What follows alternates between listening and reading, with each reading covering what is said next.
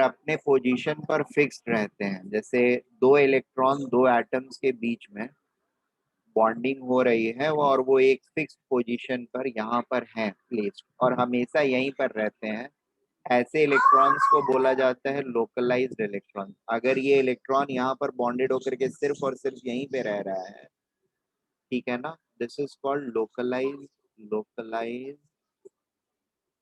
Electron. और अगर ये इलेक्ट्रॉन यहाँ के साथ साथ मतलब यहाँ पे थोड़ी देर रहता है और थोड़ी देर किसी दूसरे सेंटर, मतलब मान लो ये ऐसे भी बॉन्डेड है और ये किसी तरीके से यहाँ से होता हुआ यहाँ पे मूव कर सकता है और यहाँ वाला इलेक्ट्रॉन यहाँ पे आ सकता है, they can interchange their position, या फिर ये इधर ना आकर के यहाँ वाला इलेक्ट्रॉन यहाँ पर आ जाए, ऐसा सी। हाँ,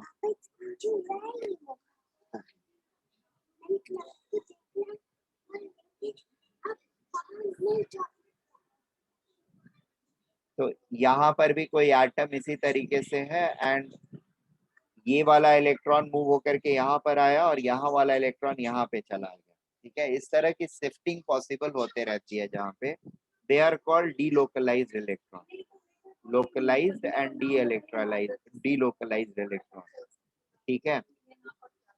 लोकलाइज्ड इलेक्ट्रॉन्स क्या है? Localised electrons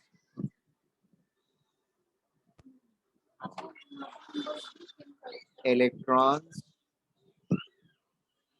which are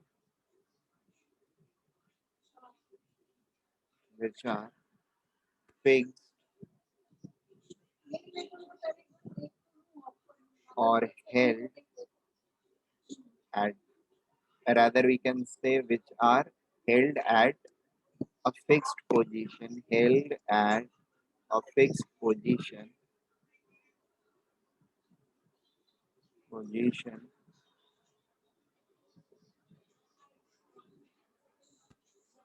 in bonded state, ठीक है। And delocalized are those delocalized electrons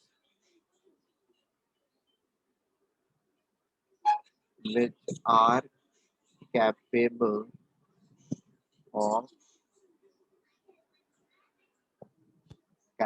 of shifting from influence of one nucleus to other।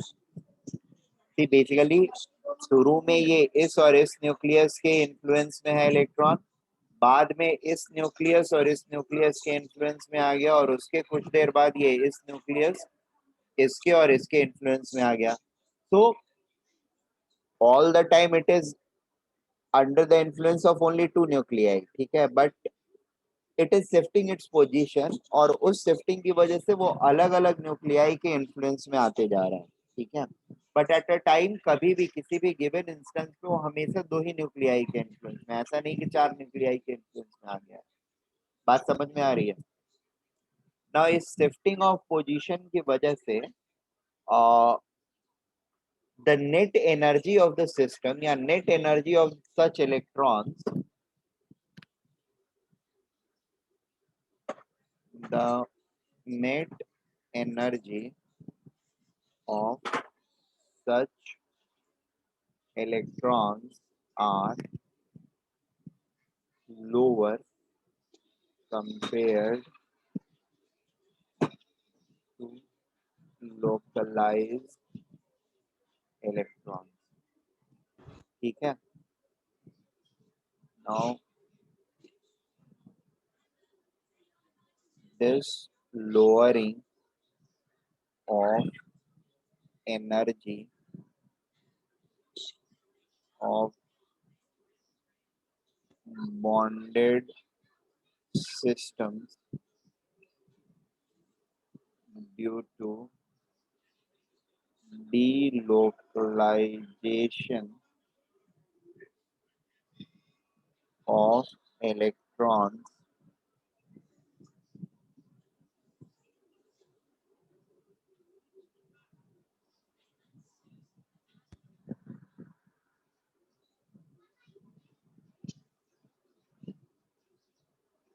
is known as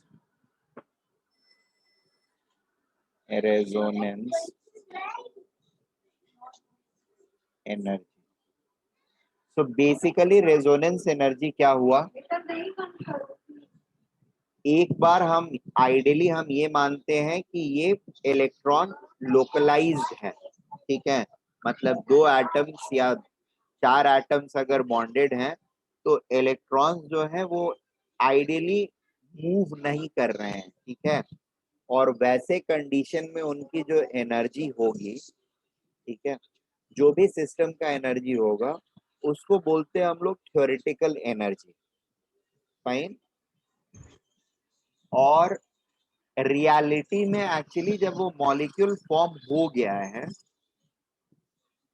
ठीक है, मतलब रियलिटी में वो मॉलिक्यूल फॉर्म हो गया है और ऐसे सिनारियो में उसका कंबशन वगैरह कराते हैं हम, तो we tend to get lesser amount of energy than what we have expected. मतलब अगर हम अपने एक्चुअल बॉन्डिंग या बॉन्ड स्ट्रेंथ या बॉन्ड एनर्जी के बेसिस पर कंबशन एनर्जी को प्रेडिक्ट करते हैं, मान लो 80 किलो जूल निकलना चाहिए बट निकलता है 70 किलो जूल, राइट। और मैंने पहले बताया है कि कंबशन वगैरह में क्या है, एनर्जी पहले सिस्टम की ज्यादा है, यानी रिएक्टेंट जब है, सिर्फ रिएक्टेंट जब है तो उसके पास ज्यादा एनर्जी है, वो कंबाइन किया किसी भी चीज के साथ, जैसे ऑक्सीजन के साथ कंबाइन किया तो कंबशन हो गया। कंबशन होने के बाद जो ऑक्साइड प्रोडक्ट्स बनेंगे, प्रोडक्ट, ठीक है, उनकी एनर्जी कैसी रहेगी, this is going to be lower compare to reactants, is it okay. तो अगर रिएक्टेंट्स थ्योरेटिकल हम लेकर के चलते हैं, थ्योरेटिकल स्ट्रक्चर के साथ, थ्योरेटिकल और स्ट्रक्चर, तो हमको सपोज एनर्जी जो कंबशन का मिलना चाहिए था that we expected to be -80 kilo joule per mole. अब पॉइंट ये है कि जब हम एक्सपेरिमेंट कंडक्ट करते हैं उस पर्टिकुलर चीज का, तो व्हाट वी फाइंड इज कि instead of 80 kilo joule product तो हमें हमारा यही वाला चीज बन रहा है, but amount of energy which we got was not exactly -80 kilo joule, rather it is delta H, ये थ्योरेटिकल है, ठीक है, और डेल्टा एच कंबशन ऑब्जर्व या experimental is equal to EXP या OBS और EXP that is equal to just -70 kilo joule, ठीक है। इसका मतलब सीधा सा ये हो गया पर मोल, क्योंकि प्रोडक्ट सेम ही है, जो भी प्रोडक्ट बनेगा, जैसे कंबशन के बाद जो भी ऑक्साइड प्रोडक्ट बन रहा है थ्योरेटिकल स्ट्रक्चर से भी वही प्रोडक्ट बनेगा और रियल स्ट्रक्चर से भी वही प्रोडक्ट बनेगा। अगर प्रोडक्ट सेम बन रहा है तो उसकी एनर्जी एनर्जी कंटेंट जो होगी, ठीक है, वो सेम ही रहनी चाहिए, वो सेम ही रहेगी, इजंट इट। ऐसा तो नहीं है कि मैं कार्बन डाइऑक्साइड पर्टिकुलरली किसी और चीज से बन रहा है, जैसे मीथेन के बर्न होने से कार्बन डाइऑक्साइड बन रहा है तो कार्बन डाइऑक्साइड की एनर्जी डिफरेंट रहेगी, और डायरेक्टली ग्रेफाइट को हम हीट कर देंगे तो उस वाले कार्बन डाइऑक्साइड की एनर्जी अलग रहेगी। That is something which is not going to happen, right, that is against the law, isn't it. कोई भी एक चीज अगर बन रहा है तो उसका हर तरह का प्रॉपर्टी जो है including energy property is going to be same irrespective of वो कैसे बन रहा है। Am I making sense? That is a broader ये ऑफ कंजर्वेशन ऑफ एनर्जी।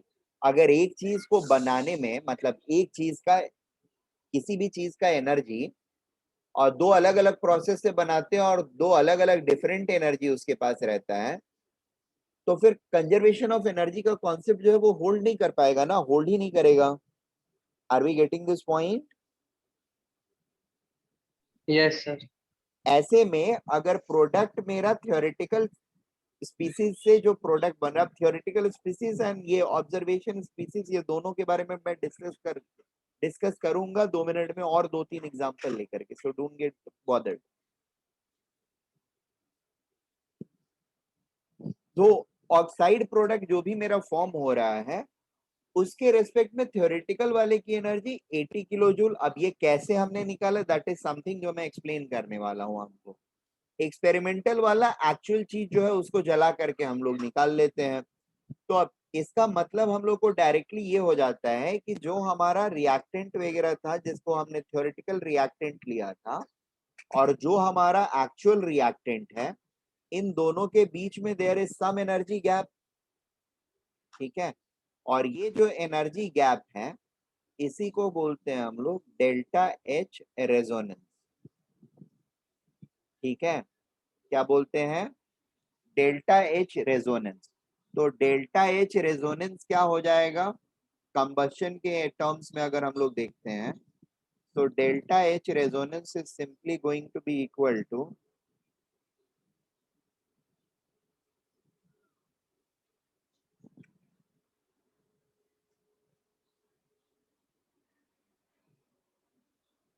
क्या रहेगा यहाँ पर? Delta H resonance it is going to be equal to delta H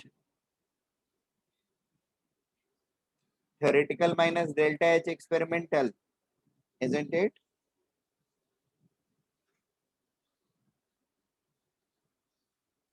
Yes, sir. Delta H combustion theoretical minus delta H combustion, क्या हुआ? theoretical के बाद हो गया तुम्हारा experimental और observe।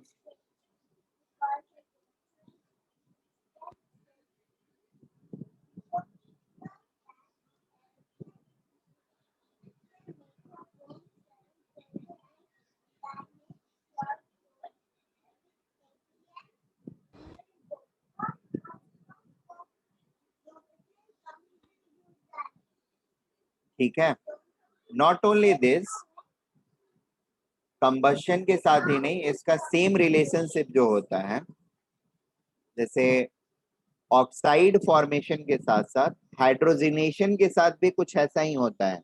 हाइड्रोजन वगैरह ऐड करने के बाद भी हाइड्रोजनेटेड प्रोडक्ट जो होते हैं वो भी रिएक्टेंट के रेस्पेक्ट में कम एनर्जी वाले होते हैं। ठीक है, जिसकी वजह से हाइड्रोजनेशन प्रोसेस भी जो होता है वो एक्सोथर्मिक ही होता है, तो उसमें भी सेम रूल चलता है, दैट इज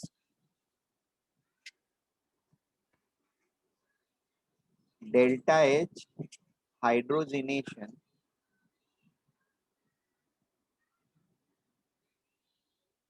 और theoretical minus delta H combustion experimental, sorry, hydrogenation experimental।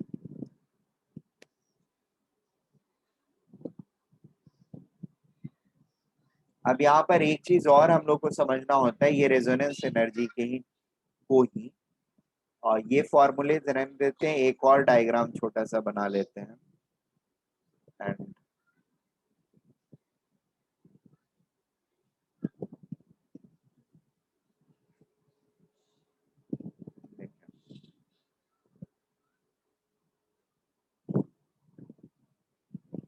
Suppose this is our oxide product, combustion वाला ही हम ऑक्साइड प्रोडक्ट। ठीक है, तो ये पूरा डायग्राम जो होता है कुछ इस तरह का रहता है। जो इनिशियल रिएक्टेंट है, एकदम इनिशियल रिएक्टेंट, वो क्या है? जैसे अब कार्बन हाइड्रोजन से कोई एक प्रोडक्ट बना जो रियलिटी में कैसा है, रेजोनेंस स्टेबलाइज्ड है, ठीक है। तो इनिशियली वो बना किस चीज से है, कार्बन और हाइड्रोजन से ही बना है, ठीक है। उसका थ्योरेटिकल स्ट्रक्चर लें या फिर एक्चुअल स्ट्रक्चर लें, और जितने कार्बन एटम थ्योरेटिकल में इन्वॉल्व होंगे उतने ही एक्चुअल वाले में भी इन्वॉल्व होंगे। ऐसा तो नहीं है कि स्ट्रक्चर वगैरह या number of atom he change कर देंगे, अगर वही चेंज हो जाएगा तो फिर दो अलग अलग कंपाउंड के का कंपैरिजन हम करने लगेंगे, राइट।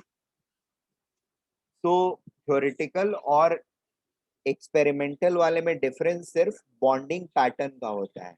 एक में इलेक्ट्रॉन को लोकलाइज्ड करके देखते हैं हम, और दूसरे में रियल वाले या एक्सपेरिमेंटल वाले में डीलोकलाइज्ड इलेक्ट्रॉन के साथ हमको क्या एनर्जी मिल रही है वो हम कैलकुलेट करते हैं या एक्सपेरिमेंटली फाइंड करते हैं, ठीक है। अब सपोज कार्बन हाइड्रोजन से हमारा थ्योरेटिकल प्रोडक्ट बन रहा है और उसकी एनर्जी ये लेवल की आ रही है, ठीक है। एंड देन उसका कंबशन हो रहा है और यहां से वो फॉल डाउन करके इस लेवल पर आ रहा है, ऑक्साइड फॉर्मेशन। और रियल वाले सिनारियो में रिएक्टेंट का, रिएक्टेंट जो है, जो हमने जो भी चीज लिया है, जैसे अभी डिस्कस करूंगा मैं लेकर के बेंजीन का एग्जांपल, ठीक है, या 1,3 डाई ब्यूटाडाइन, ठीक है, 1,3 ब्यूटाडाइन, ये दो के एग्जांपल्स लेकर के मैं डिस्कस करूंगा, ठीक है। सो ये यहाँ ये हुआ मेरा थ्योरेटिकल वाला फॉर्मेशन एनर्जी, थ्योरेटिकल। यहाँ पर जो डेल्टा एच लिबरेट हुआ, यहाँ से एलिमेंटल स्टेट में चीजें मिल करके और ये रिएक्टेंट बना, रिएक्टेंट थ्योरेटिकल रिएक्टेंट मेरा बन रहा है।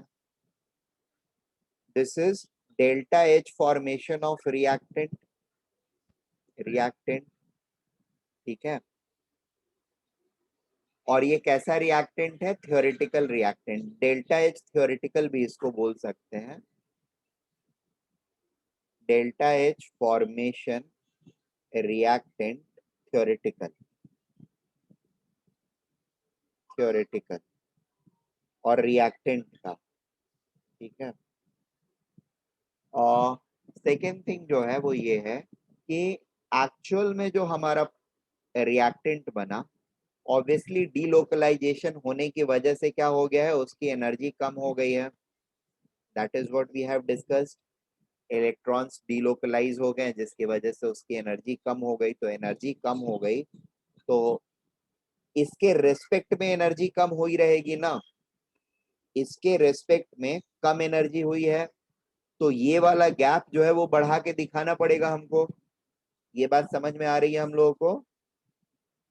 इसके रेस्पेक्ट में तभी तो ये थ्योरेटिकल रिएक्टेंट जो है उसके रेस्पेक्ट में हमारा एक्चुअल रिएक्टेंट जो है उसकी एनर्जी कैसे कम होएगी या कब कम होएगी, जब उसके फॉर्मेशन पे ज्यादा एनर्जी रिलीज हो गया हो,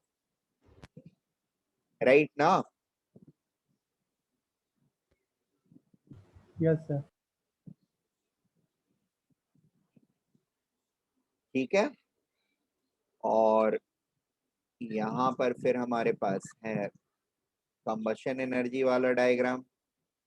अब ये जो गैप आया हमारा इन दोनों के बीच में, दैट इज इस ये और ये, दिस वन, ठीक है, this is what delta H resonance, ठीक है ना। तो delta H resonance formation energy के टर्म्स में क्या हो जाएगा, can I write it like this, delta H formation actual या experimental minus delta H formation theoretical, delta H formation experimental और observe minus delta H formation theoretical. Is it okay? ये बात समझ में आ रही है हम सारे लोगों को? Yes yes sir. गुड। अब मैं एग्जांपल्स ले रहा हूँ, ये हो गया theoretical part. Now I am going to take examples. रही सही चीजें जो नहीं समझ में आई होंगी आप लोगों को, वो भी समझ में आ जाएगी। थ्योरेटिकल किसी चीज को मैं क्यों बोल रहा हूँ और ये क्यों बोल रहा हूँ। I am going to take two examples. One is of benzene, ठीक है। बेंजीन का फॉर्मूला क्या होता है? Any idea? HC6H6 कुछ इस तरह का दिखता है। कभी हम लोग ऐसे बना के दिखाते हैं और कभी हम लोग इसको ऐसे भी बना करके दिखाते हैं, ठीक है। ये वाला जो स्ट्रक्चर होता है, this is actual structure, actual है, ठीक है। ये क्या है? थ्योरेटिकल है। थ्योरेटिकल क्यों है? क्योंकि यहाँ पर बॉन्ड्स जो है, bonded electrons are bonded as bonded electrons are localized, ठीक है। और यहाँ पर क्या होता है? इट इज delocalized, ठीक है। delocalized को ऐसे डॉट डॉट डॉट डॉट से शो करते हैं। डॉट डॉट करने में टाइम बहुत जाएगा, इसकी वजह से हम लोग थोड़ा आलसपना दिखा करके एक छोटा सा सर्कल मार देते हैं अंदर में। ये सर्कल का मतलब क्या होता है कि दूसरा वाला जो बॉन्ड है, ये वाला, it has equally been delocalized across all the 6 electrons। मतलब इसमें जो 6 इलेक्ट्रॉन पार्टिसिपेट कर रहे हैं बॉन्ड फॉर्मेशन में, दूसरा वाला बॉन्ड फॉर्मेशन में, एक इसका, एक इसका, एक इसका, एक इसका, एक इसका, इसका, 6 इलेक्ट्रॉन्स। ये 6 इलेक्ट्रॉन्स 6 कार्बन के ऊपर में घूम रहे हैं, दे आर नॉट स्टैटिक। मतलब एक इलेक्ट्रॉन जो यहाँ पर है इस एटम के साथ, वो हर टाइम पे यहीं पे है ऐसा नहीं है। ये घूम करके यहाँ पे आ रहा है, इसका वाला यहाँ पे आ जाता है, इसका वाला यहाँ पे, ये वाला यहाँ पे, ये वाला यहाँ पे, ये वाला यहाँ पे, और इस तरीके से ये घूमते रहते हैं। Am I making sense? Yes sir. जब ये घूमने वाले प्रोसेस को हम अज्यूम कर लेते हैं तो ऐसा सर्कल मार देते हैं। This is actual structure. बात समझ में आ रही है? ये जो स्ट्रक्चर बनाया मैंने थ्योरेटिकल, ये एक्चुअली देखने में कुछ इस तरह का होता है। Carbon, double bond carbon, single bond carbon, double bond carbon, single bond carbon, double bond carbon,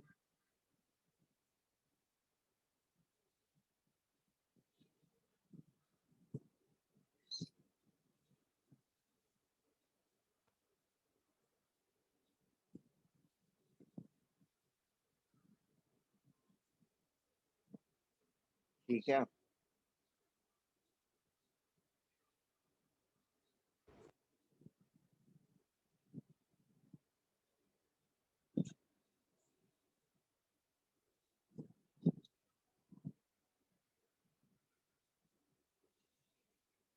is it okay?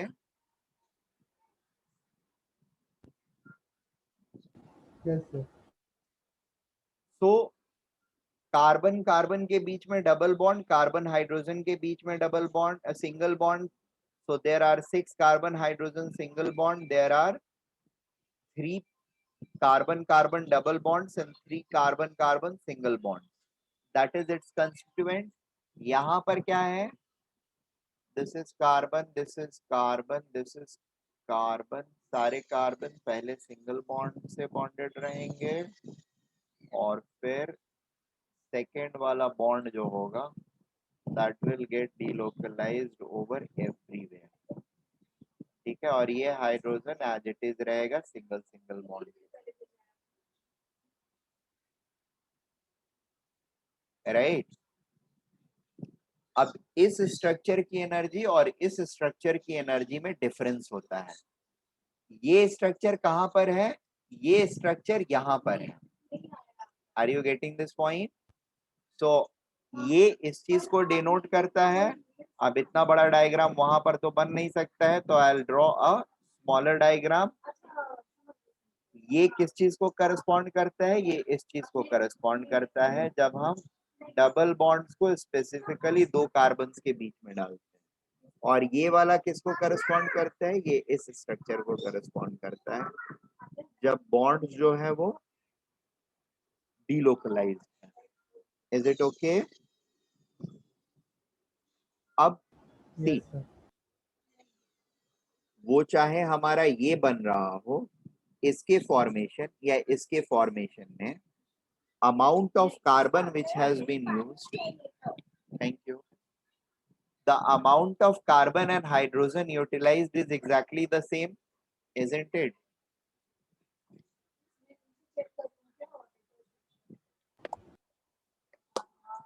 है ना? तो the only difference they can have is because of their bonding patterns which is there in this theoretical structure and the one which is there in actual structure.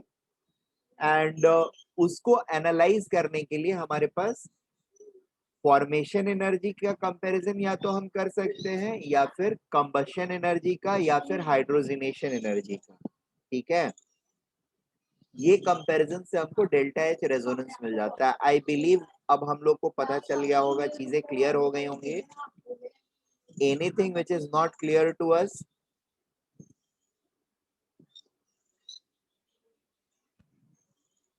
Hello hello.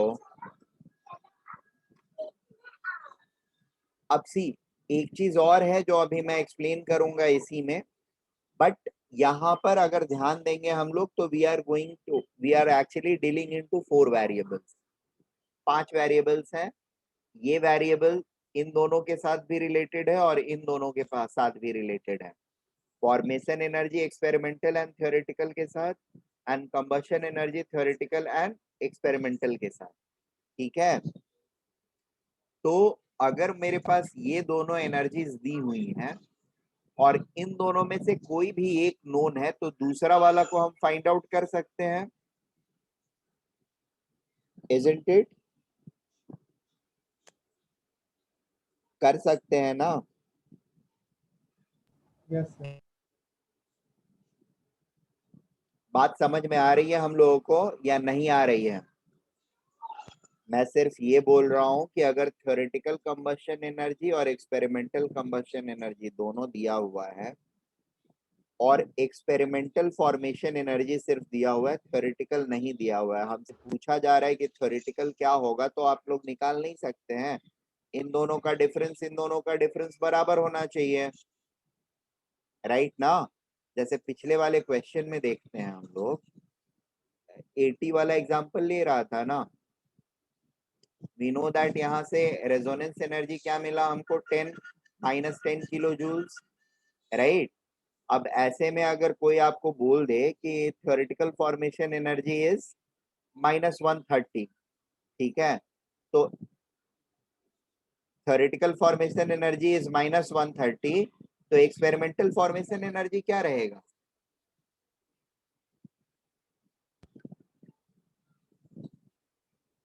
such that delta H resonance remains -10. So it is going to be -10 -130, that is -140.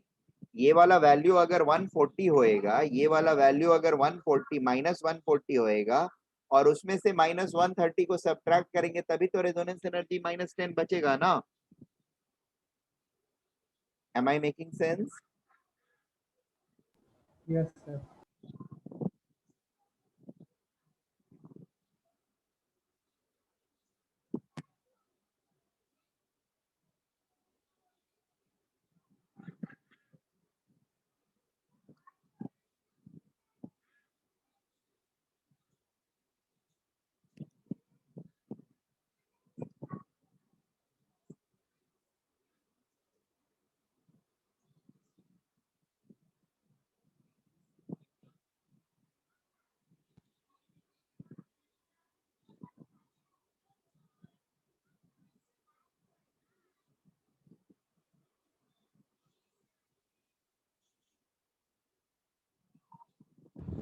ठीक है, तो delta H resonance clear हो गया। Let me go to, हाँ इसमें दूसरी चीज मैं जो बताने जा रहा था आप लोगों को, that is related to comparing this with bond energy also, theoretical bond energy and experimental bond energy. ठीक है, I'll tell how to do it.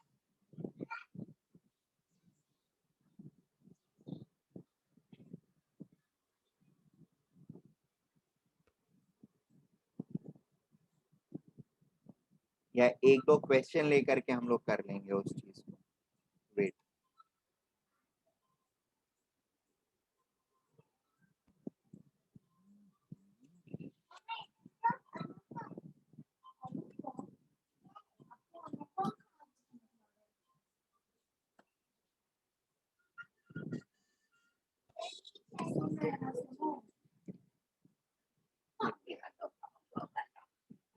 है उसी का कर क्या,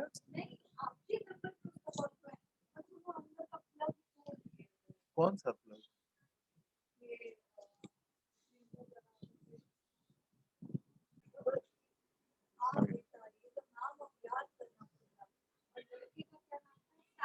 The question is from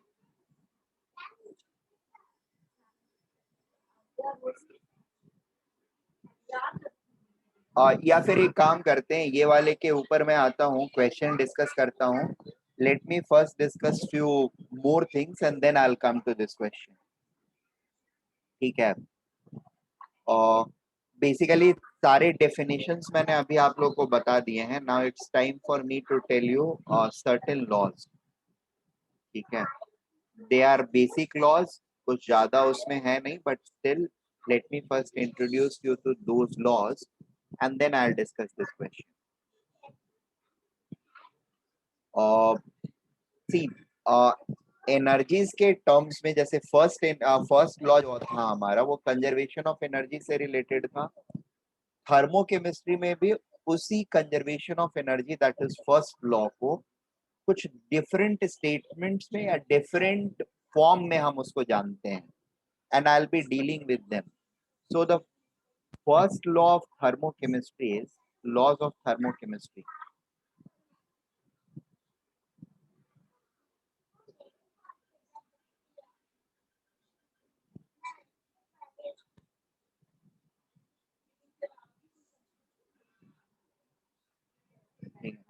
सबसे पहला जो लॉ होता है that is known as Lavoisier law or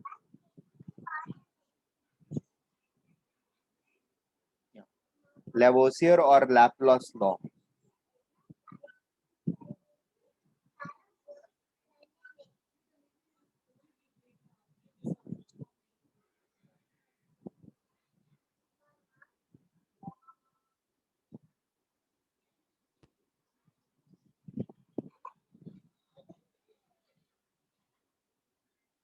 This simply states that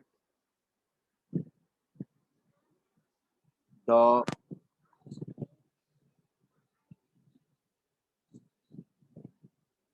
enthalpy change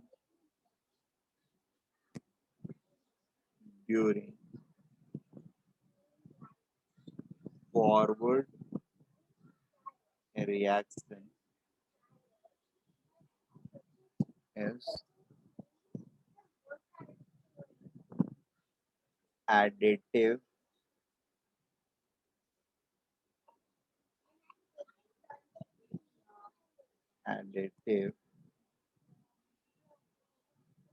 inverse of during forward reaction is additive inverse of reverse reaction. What it means is, suppose methane gas plus 2 moles of oxygen gas reacts to produce carbon dioxide gas plus H2O, and we tend to end up getting delta H reaction, okay, delta H reaction is equal to maybe 400 kilojoule. Okay. Delta H reaction is equal to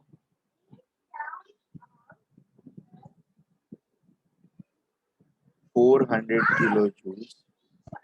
ठीक है, तो इसका reverse reaction जो होगा that is CO2 gas plus H2O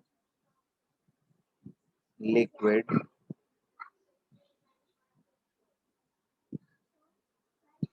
giving methane gas plus 2 oxygen gas.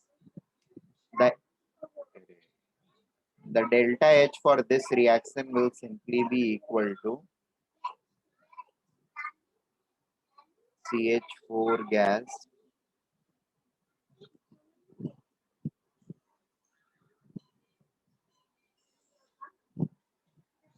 to O2 gas.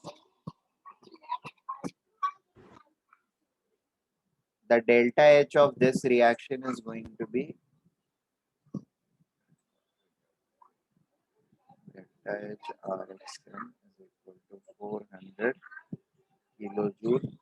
तो इस वाले reaction के लिए डेल्टा एच जो रहेगा ना R X N is going to be equal to -400 kilojoule. Are we getting this point? Reaction को उल्टा कर दिया तो जो भी हमारा डेल्टा एच रहेगा वो भी निगेटिव हो जाएगा, उसका उल्टा ले लेंगे. अगर ये माइनस रहता तो ये वाला क्या हो जाता? प्लस.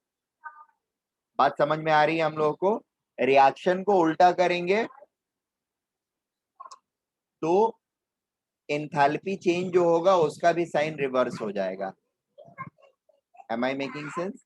एंड एडिटिव इनवर्स का मतलब होता है कोई भी नंबर अगर हम लेते हैं, जैसे -3 लिया हमने, तो इसका एडिटिव इनवर्स क्या होगा? +3 होगा, और +3 लेंगे तो -3. बात समझ में आ रहा है? एडिटिव इनवर्स, एडिटिव इनवर्स का मतलब होता है number which when added to original number the answer is 0. कोई भी नंबर को उसके एडिटिव इनवर्स के साथ ऐड करेंगे तो the answer is going to be what? लड्डू, right? Okay, then we have our second law that is called as Hess law.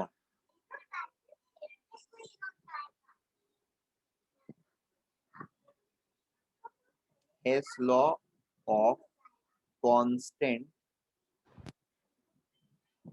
summation. Now this is quite important. It is very important for all of you. एक second रुक जाओ तो. Conservation of energy, ठीक है? This law is manifestation of law of conservation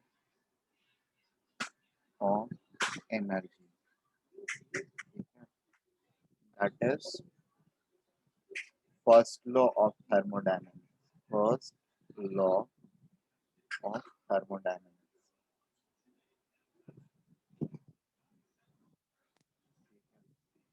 ये law ये state करता है कि the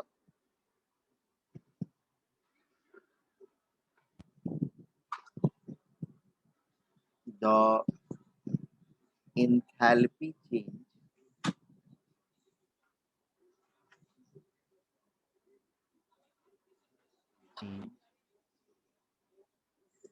incurred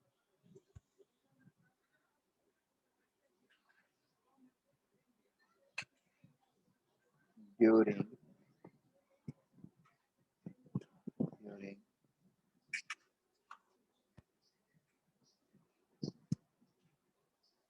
formation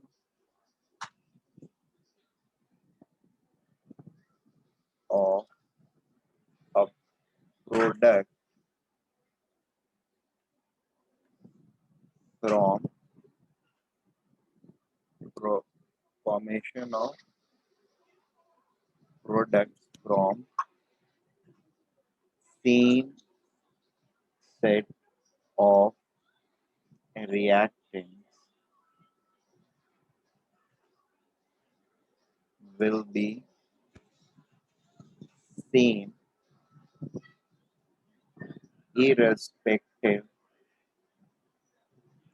of path and steps followed or taken. ठीक है. What does this mean now is simple सी चीज है. जैसे का हाँ नोट कर लो, फिर मैं एक्सप्लेन करता हूँ with example.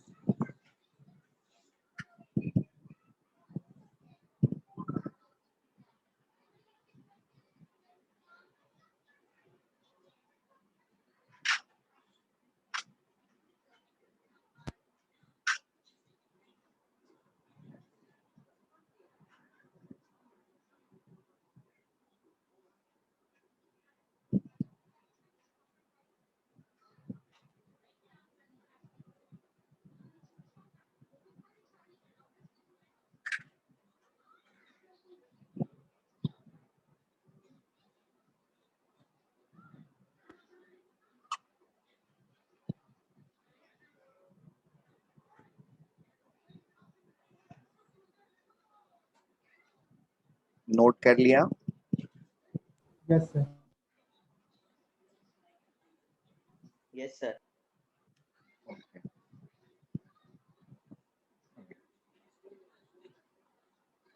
Suppose carbon solid और हाइड्रोजन मिल करके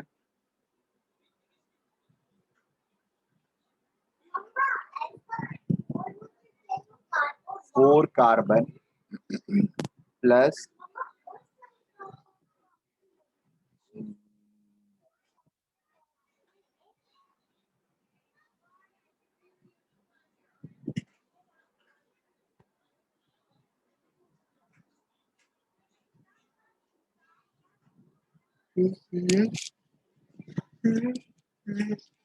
दो दो चार दो छः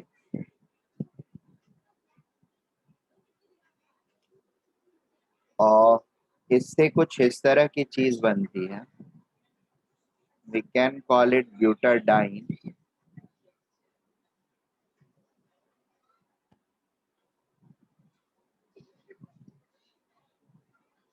ठीक है. 6 हाइड्रोजन है, 4 कार्बन है, 2 जगह पे डबल बॉन्ड है. This is 1,3 butadiene.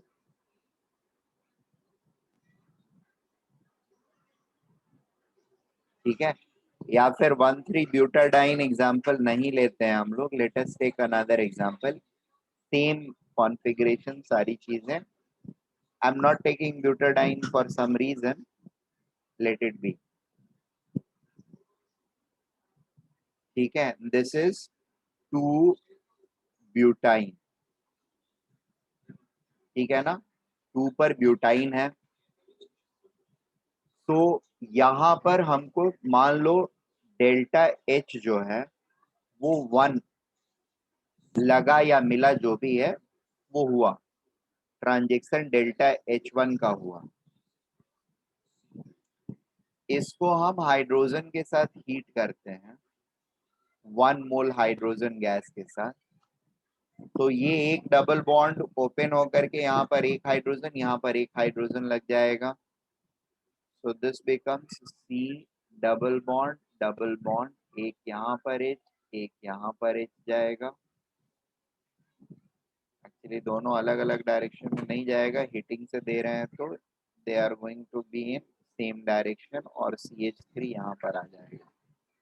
This is simply 2 butene. And 2 butene में आपका डेल्टा H जो यहाँ पर इन्वॉल्व है that is, let us call it to be delta H2. ठीक है,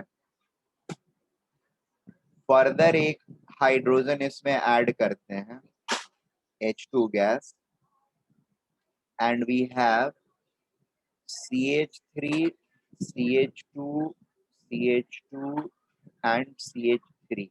ठीक है, दिस इज ब्यूटेन, एंड इसमें जो डेल्टा H इन्वॉल्व है मेरा, suppose this is delta H3. तो बेसिकली हेस लॉ क्या बोलता है कि इस तरीके से अगर हम मूव करते हैं, जहां पर 4 कार्बन 3 मोल ऑफ हाइड्रोजन मिलकर के पहले ब्यूटाइन बनाए, फिर उससे ब्यूटीन बना, फिर उससे ब्यूटेन बना, या फिर डायरेक्टली हम यहां से यहां ट्रेवल कर लें. ठीक है, इनको 2 और एक्स्ट्रा मोल्स ऑफ हाइड्रोजन के साथ रिएक्ट करा लें, और यहां पर सपोज डेल्टा H4 हमको मिल रहा है. ठीक है, तो व्हाट इट सेज इज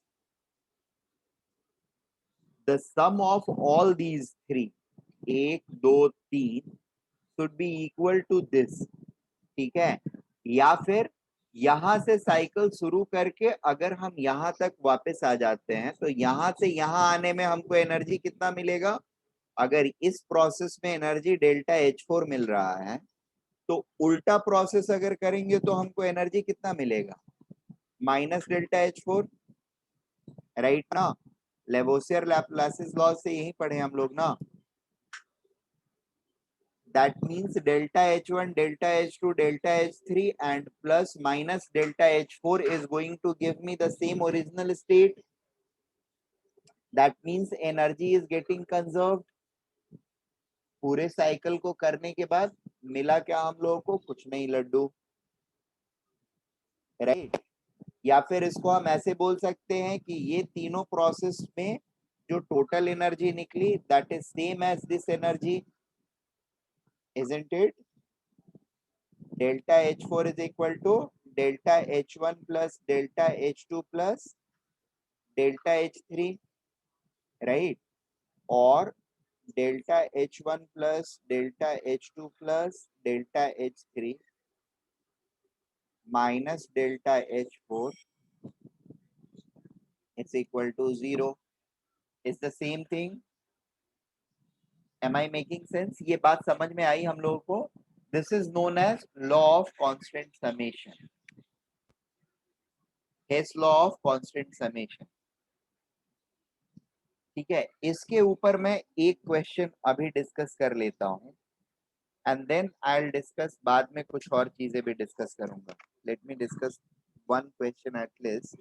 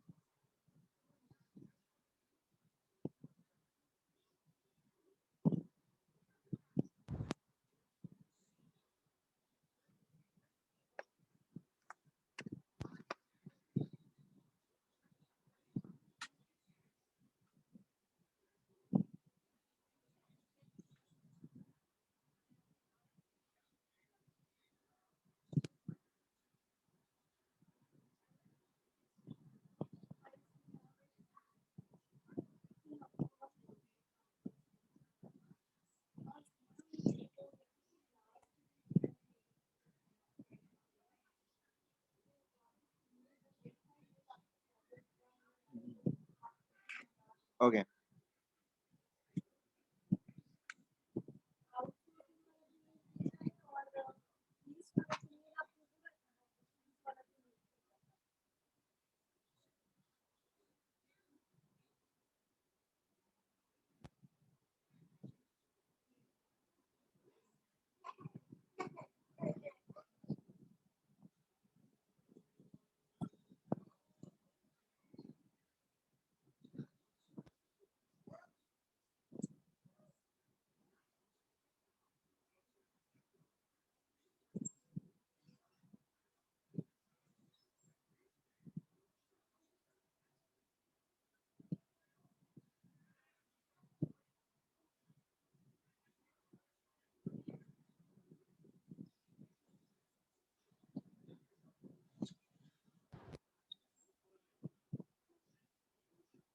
देखो यहाँ पर क्या पूछा जा रहा है, we have to find the enthalpy of formation. Formation energy या एंथैल्पी कब डिफाइंड होता है? बाय डेफिनेशन क्या होता है? All the reactant should be there in standard elemental state, right? That is a mandatory condition.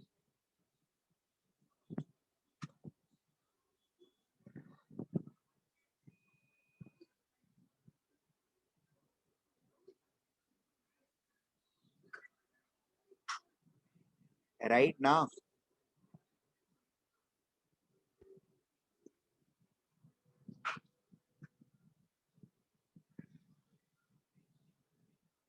Yes, sir.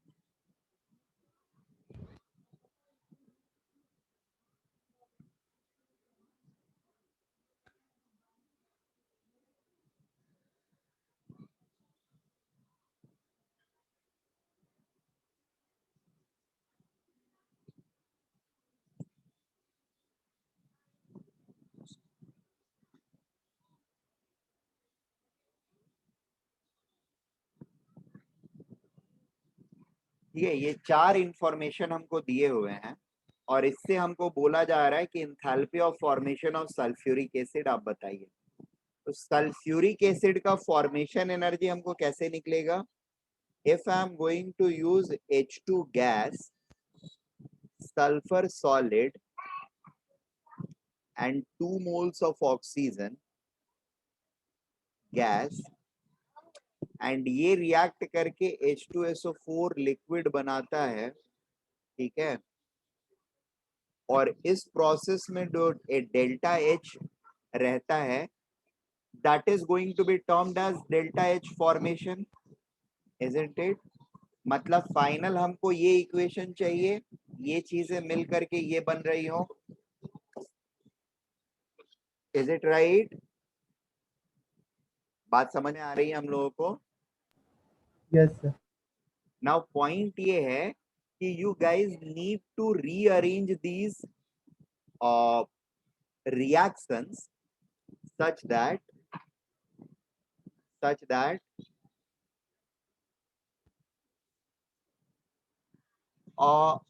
आपको reactant side में ये चीजें मिले और प्रोडक्ट साइड में ये चीज मिल जाए। मतलब इन रिएक्शंस को आपको ऐसे अरेंज करना है, दे मे बी अरेंज डायरेक्टली, मतलब एक दूसरे के साथ ऐड कर सकते हो, या फिर किसी को जरूरत पड़ा तो उल्टा भी लिख लिया।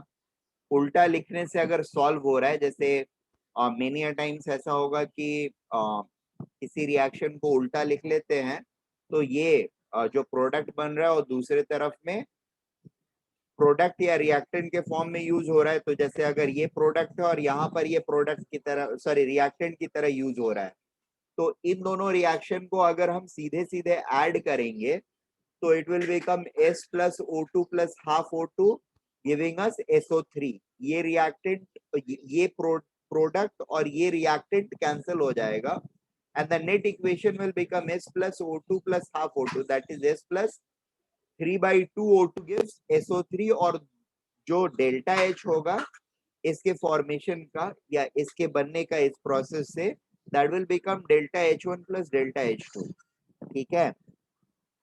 तो depending upon your convenience, you can use it the way you want. You have to finally arrive at this expression, and accordingly जैसे जो भी स्टेप्स लेकर के आप इस इक्वेशन तक पहुंचते हो, उस स्टेप में जो डेल्टा एच इन्वॉल्व है, ठीक है ना, उन स्टेप्स में जो डेल्टा एच इन्वॉल्व है उस डेल्टा एच को ऐड कर दोगे। मतलब अगर किसी जगह पे किसी इक्वेशन को रिवर्स करने का जरूरत पड़ा हम लोगों को, तो उसके डेल्टा एच को भी रिवर्स कर लेंगे, राइट, इन्वर्ट कर देंगे, माइनस के साथ -1 के साथ मल्टीप्लाई करके, और फिर पूरे के साथ उसको ऐड कर देंगे अगर इन्वर्ट करने की जरूरत पड़ती है तो। अगर नहीं पड़ती है तो फिर you will not do anything and you will directly add them up. तो can you guys try this one first? नहीं होता है तो फिर मैं बता दूंगा, ठीक है।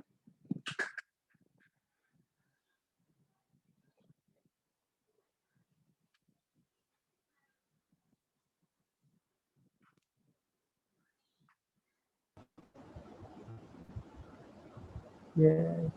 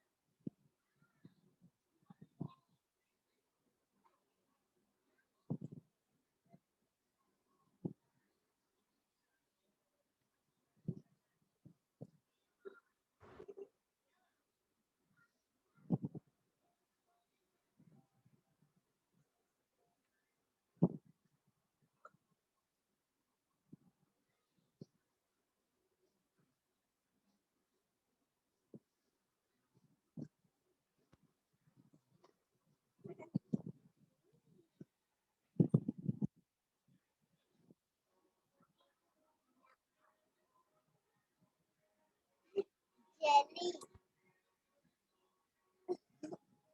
Papa, next one some jelly. Some jelly. Some jelly.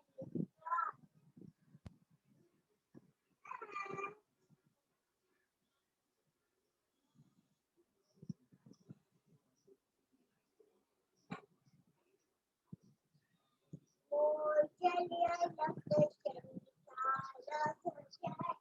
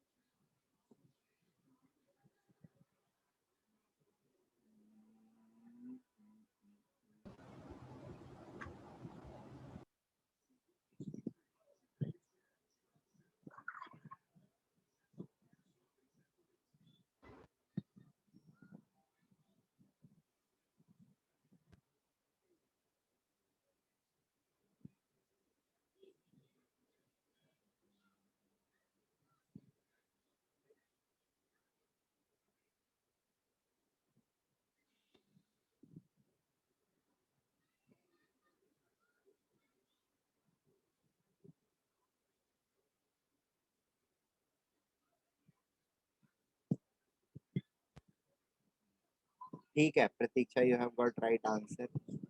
और दानिश आपने किया क्या?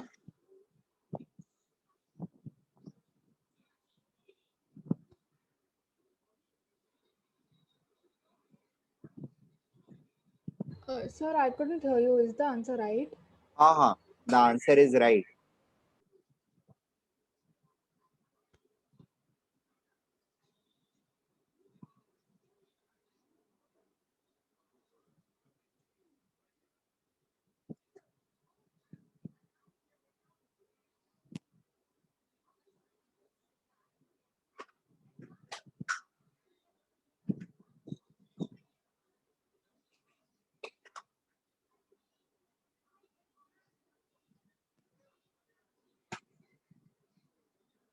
Hello Danish,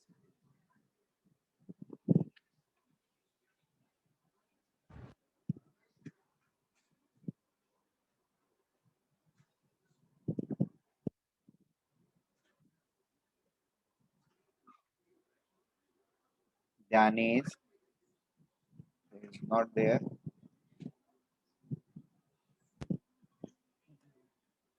Give me 2 minutes. I think he's- मैं फिर से एक्सप्लेन कर देता हूँ, that's not a big issue, ठीक है। See, what I did is I just rearranged this rearrange these equations, और इसमें rearrangement में भी कुछ किया नहीं, इसको सिर्फ एक स्टेप नीचे लेते हैं, इसको ऊपर लेते हैं क्या, so that सारी चीजें coherent हो जाए, ठीक है। और बाय डेफिनेशन हमको पता है कि H2SO4 का formation from H2 gas, sulphur gas, oxygen gas, elemental standard state से जब हम करा रहे हैं, उसमें जो एनर्जी निकल रही है that is our formation energy, ठीक है। अब ये चीज अचीव करने के लिए what we can do is, sulphur oxygen मिलकर के SO2 बन रहा है, और SO2 फिर O2 के साथ, हाफ O2 के साथ रिएक्ट करके SO3 बन रहा है। Similarly H2 and half O2 react कर H2O बन रहा है, और फिर SO3 एंड H2O रिएक्ट करके H2SO4 बना रहा है, ठीक है। सो अल्टीमेटली हो क्या रहा है कि सारे एलिमेंट्स बीच बीच में कहीं कहीं पर कुछ कुछ रिएक्शन करके प्रोडक्ट बना रहे हैं, और वो प्रोडक्ट्स फिर फाइनली रिएक्ट करके ये बना रहा है। यानी इस प्रोसेस में जो एनर्जी निकला, इस प्रोसेस में जो एनर्जी निकला, इस प्रोसेस में जो एनर्जी निकला, और इस प्रोसेस में जो एनर्जी निकला, इन सब में जो एनर्जी निकली, उन सारी एनर्जीज को अगर मैं ऐड कर देता हूं, यानी इन इक्वेशंस को डायरेक्टली ऐड कर देता हूं, तो I am going to get H2 plus sulphur plus 2O2 giving us H2SO4 liquid. ये SO2 फर्स्ट इक्वेशन का जो प्रोडक्ट साइड में है that will get cancelled with the reactant side SO2 of second reaction. Similarly SO3 formed in the second reaction on product side will get cancelled with the reactant side SO3 of fourth reaction. H2 and half O2 reacts to produce H2O. This is being consumed in the fourth reaction, ठीक है। And we are getting H2SO4, that means इन तीनों reaction को as it is add करना है, तो इनके delta H respective delta H को भी क्या करना होगा, हमको एज इट इज ऐड कर देना होगा, राइट। ऐड करने से हमको ये सिनारियो मिल जाता है, delta H net is going to be this plus this plus this plus this, which is minus 194.2 kilocalorie, और यही डेल्टा H net जो है that is our formation energy, delta H formation of H2SO4. Is it okay? Yes. ये ठीक, Yes, sir. Fine, ठीक है, चलेगा। फिर आज के लिए हम लोग यहीं पर रुकते हैं। We'll meet up tomorrow again. I'll carry forward from here. All right, sir. Thank you. Okay. Okay, sir. Bye, sir. Thank you, sir. Good night.